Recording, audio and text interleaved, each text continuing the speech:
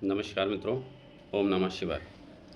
मित्रों, विवाह एक संस्कार है। 16 संस्कारों में से 15वां संस्कार विवाह का होता है। और विवाह संस्कार होता है, विवाह होता है दो परिवारों का जुड़ाव, दो रिश्तों की मर्यादा का जुड़ाव, दो व्यक्तियों के संबंधों का जुड़ाव। इसका उद्देश्य होता है संतानोत्पत्ति करना। लेकिन आजकल आपने देखा है कि तमाम ऐसे रिश्ते हैं जो विवाह के बाद चल नहीं पाते हैं, संबंध खराब हो जाते हैं, तलाक हो जा रहा है। उसका कारण क्या है? एक तो है विवाह से पूर्व प्रेम संबंध, उसके द्वारा विवाह की प्राप्ति होती है या विवाह संपन्न होता है। लेकिन यदि वही प्रेम संबंध विवाह के उपरांत होने लगे तो वह तलाक का कारण बन रहा है। पति पत्नी में वैचारिक मतभेद हो जा रहे हैं, पति पत्नी में समस्याएं हो रही हैं। तो आखिर ये क्यों हो रहा है? जैसे आप किसी की जन्म पत्रिका देखते हैं तो उसमें पहले तो ये देखना है कि वह व्यक्ति विवाह करना चाहता है या नहीं। कभी कभी ऐसा होता है, घर वालों के दबाव में व्यक्ति विवाह कर लेता है, लेकिन उसकी अपनी स्वयं की इच्छा विवाह करने की नहीं होती है। तो आज इसी महत्वपूर्ण टॉपिक पर चर्चा करेंगे कि विवाह से पूर्व प्रेम संबंध और विवाह के बाद प्रेम संबंध को कैसे देखें हम कुंडली के माध्यम से। तो इससे पहले जो मित्र हमें पहली बार देख रहे हैं उसे मेरे चैनल को सब्सक्राइब कर लें, बेल आइकन बटन ज़रूर दबा लें, और यदि आपको ये वीडियो पसंद आती है तो वीडियो को लाइक करना ना भूलें, ज़्यादा से ज़्यादा लोगों तक शेयर करें। शुरू करते हैं कि व्यक्ति की इच्छा विवाह की है अथवा नहीं, इसकी जानकारी कैसे जानें। चूँकि व्यक्ति का लग्न होता है व्यक्ति का स्वयं का शरीर। यदि लग्नेश नीच का है, अस्त का है, पाप कर्तरी योग में हो, बकरी हो या पाप ग्रहों से दृष्ट हो, त्रिक भाव में हो अथवा त्रिषडाय भाव में, त्रिक भाव मतलब 6, 8, 12 में हो या 3, 6, 11 में हो, तो व्यक्ति की इच्छा नहीं कहती है वह विवाह करे। अब जब व्यक्ति की इच्छा ही नहीं कहेगी कि विवाह करे तो वो निभाएगा कैसे?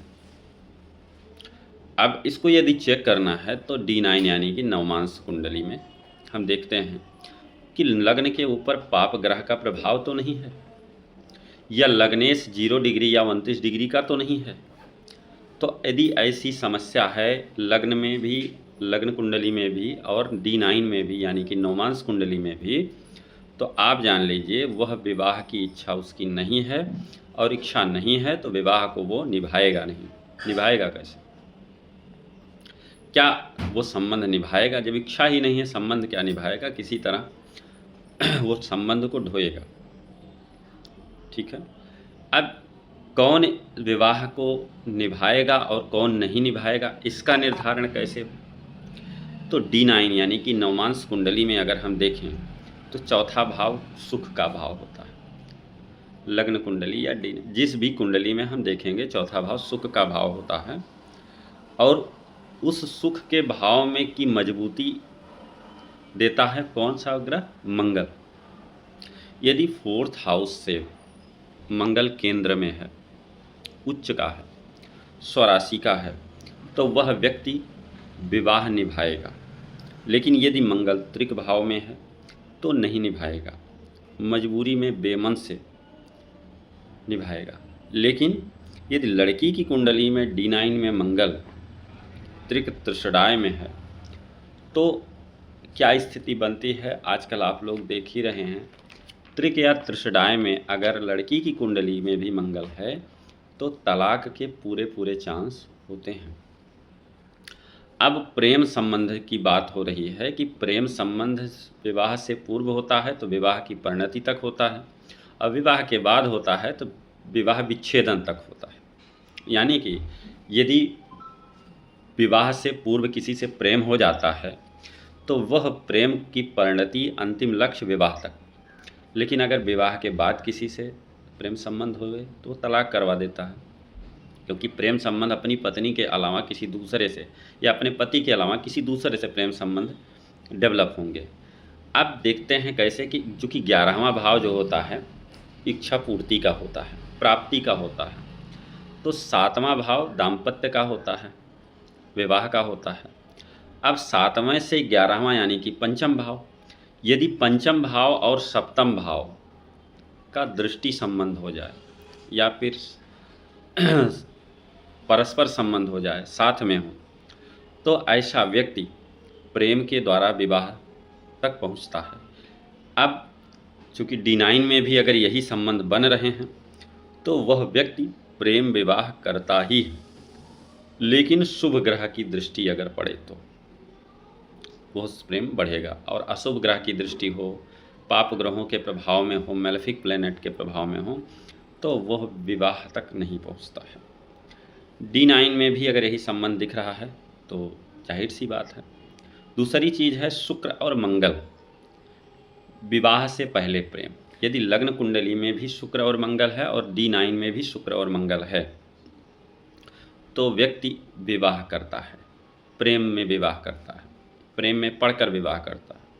लेकिन विवाह के बाद भी कुछ लोग प्रेम करते हैं, अपनी पत्नी या पति से संतुष्ट नहीं होते हैं तो वो किसी दूसरे से, तीसरे से प्रेम करते हैं। तो यदि वो लोग दुनिया समाज की इज्जत परवाह नहीं करते हैं, जिद्दी स्वभाव के होते हैं, बहादुर किस्म के होते हैं, लेकिन वो दुस्साहसी होते हैं, बहादुर नहीं करते। यदि लग्न का 3rd हाउस, तीसरा भाव पराक्रम का भाव है, और तीसरे भाव में कोई पाप ग्रह सूर्य, शनि, राहु, केतु या मंगल हो तो व्यक्ति दुस्साहसी हो जाता है। और D9 में भी अगर यही स्थिति बनती है तो व्यक्ति, और पाप ग्रहों की दृष्टि पड़ती हो तो व्यक्ति का संबंध विवाह के उपरांत भी बनते हैं। यदि पत्नी की जन्म पत्रिका में 12 भाव यानी कि शय्या सुख का भाव होता है, भोग का होता है, 12 भाव में राहु की स्थिति बन रही हो तो व्यक्ति विजातीय विवाह करता है। मतलब 7वें भाव का स्वामी यदि 12 भाव में चला जाए तो व्यक्ति की गृहस्थी में तनाव होता है, और यदि D1 और D9 दोनों में स्थिति बनती है तो वैवाहिक जीवन नष्ट हो जाता है। 12वें भाव में शुक्र है और उस पर मंगल की दृष्टि हो तो व्यक्ति दुस्साहसी हो जाता है। राहु की स्थिति बन रही 12वें भाव में तो व्यक्ति विजातीय लोगों से विवाह कर लेता है।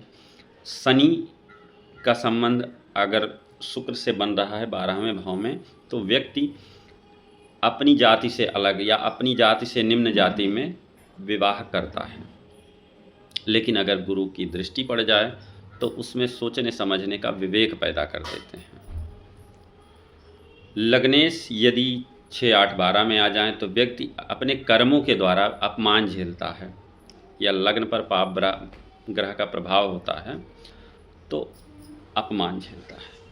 तो ये तो कुछ स्थितियाँ थीं जिनको लेकर के हमने चर्चा किया कि विवाह से पूर्व संबंधों को कैसे देखें, प्रेम संबंधों को, और विवाह के बाद प्रेम संबंधों को कैसे देखें, इस पर चर्चा की।